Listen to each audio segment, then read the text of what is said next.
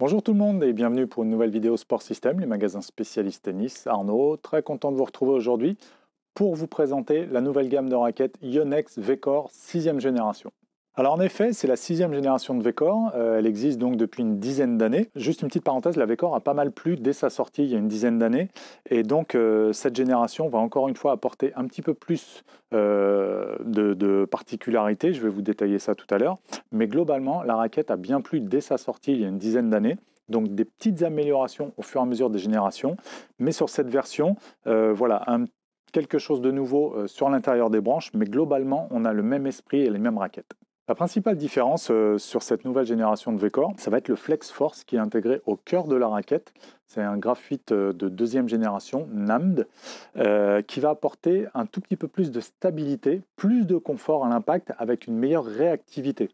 Donc on va avoir une meilleure restitution d'énergie par rapport à la précédente version. On retrouve toujours le système isométrique, donc un tamis un petit peu plus carré que les tamis conventionnels, on va dire, propre à Yonex. Ça va servir d'avoir ici une forme un petit peu plus plate ici et ici, également ici et ici, pour avoir une zone de centrage des cordes un petit peu plus longue et une zone de centrage agrandie. Sur ce modèle, depuis la précédente génération, on retrouve également un système aérodynamique qui va permettre d'avoir un petit peu plus de prise sur le lift.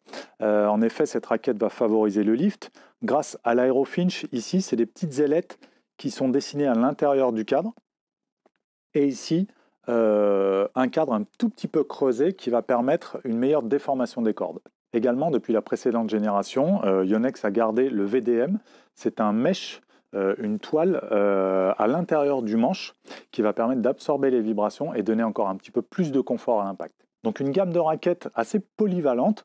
Elle est placée dans la gamme des raquettes Yonex entre les V-Core Pro, qui sont des raquettes qui vont donner beaucoup plus de précision et de contrôle, beaucoup moins puissantes.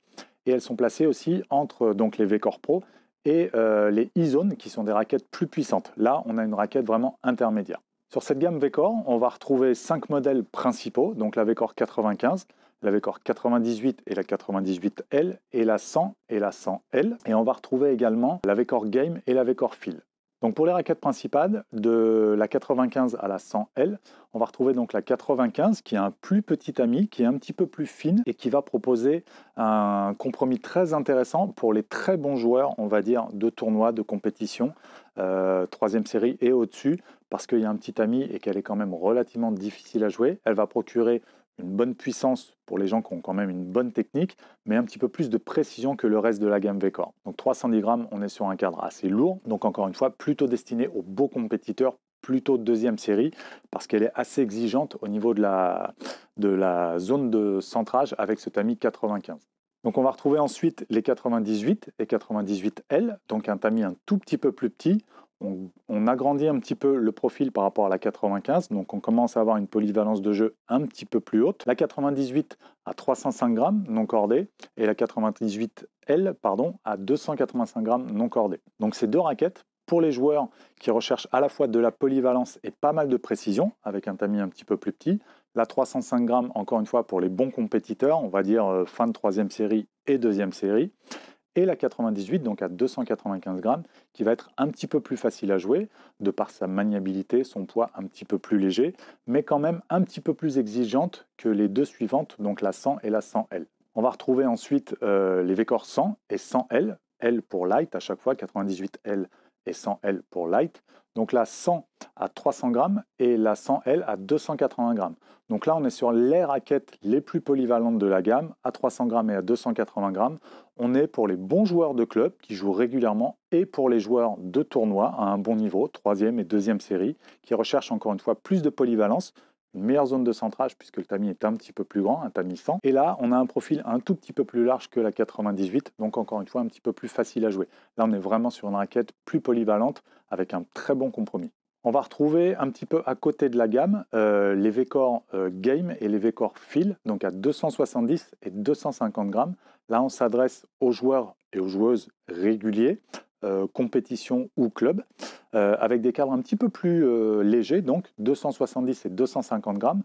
Donc 270, ça s'adresse plutôt aux jeunes confirmés qui font de la compétition ou aux femmes. Et les raquettes, donc à 250 grammes, la V-Core Fil, qui va plutôt s'adresser aux aux juniors qui recherchent une première raquette adulte, donc qui sortent de leur raquette junior, un petit peu plus courte, en taille 26 en général. Donc la première raquette adulte, très légère, 250 grammes et assez polyvalente. Ces raquettes, on va les retrouver sur le circuit, notamment jouées par Shapovalov et par Angélique Kerber, qui sont quand même deux grands joueurs sur le circuit et féminin et masculin. Donc un look qui ne va pas beaucoup changer par rapport à la génération précédente, qui existait en rouge, qui avait été sortie initialement en rouge uniquement, et aussi en noir par la suite, joué par Angélique Kerber. Donc elles existaient en rouge, les Flames et les Galaxy en noir, mais c'était le même modèle. Et là donc on garde le rouge, avec des inserts bleus ici, un joli bleu d'ailleurs. Moi je trouve la raquette très jolie. On vous fera des photos en incrustation en zoom. Je trouve que les finitions sont très belles et c'est une raquette que j'apprécie justement pour sa polyvalence. Personnellement je l'avais préférée en tamis 100, un petit peu plus facile à jouer. La 98 demande un petit peu plus de niveau de jeu, un meilleur placement. Moi j'avais préféré la 100 en 300 grammes. Et j'avais également testé les 2,98. J'avais une petite préférence pour la 100. Je n'ai pas encore eu l'occasion de tester celle-ci. Mais la précédente génération, j'avais vraiment bien aimé. Donc peu de changements pour cette nouvelle V-Core parce que le modèle précédent a beaucoup plu. Donc une petite évolution cosmétique avec les inserts de bleu. Et puis ici, un graphite qui va vraiment améliorer le répondant et avec un petit peu plus de confort. Voilà, c'est terminé pour cette vidéo de présentation sur les nouvelles V-Core 6e génération, donc pour 2021 et 2022. J'espère que ça vous aura plu. N'hésitez pas à laisser un petit pouce bleu ou laissez-moi des commentaires si vous avez des questions ou si vous voulez qu'on partage. J'essaierai d'y répondre avec un grand plaisir assez rapidement. N'hésitez pas non plus à partager cette vidéo à tous les passionnés de tennis, aux gens qui aiment la marque Yonex ou pour la faire découvrir. Franchement, c'est une super marque, c'est un petit peu moins connu. Mais c'est vraiment une super marque de raquettes qui existe depuis au moins les années 80, qui font du matériel made in Japan. Tout ce qui est joué sur le circuit pro et les modèles qu'on vous propose ici pour les compétiteurs, c'est du made in Japan et c'est la seule marque, à ma connaissance, c'est la seule marque qui produit au Japon. Donc vraiment une super marque. N'hésitez pas à nous retrouver sur les réseaux sociaux, sur notre site internet sportsystem.fr, dans nos magasins et je vous dis à très bientôt pour une prochaine vidéo.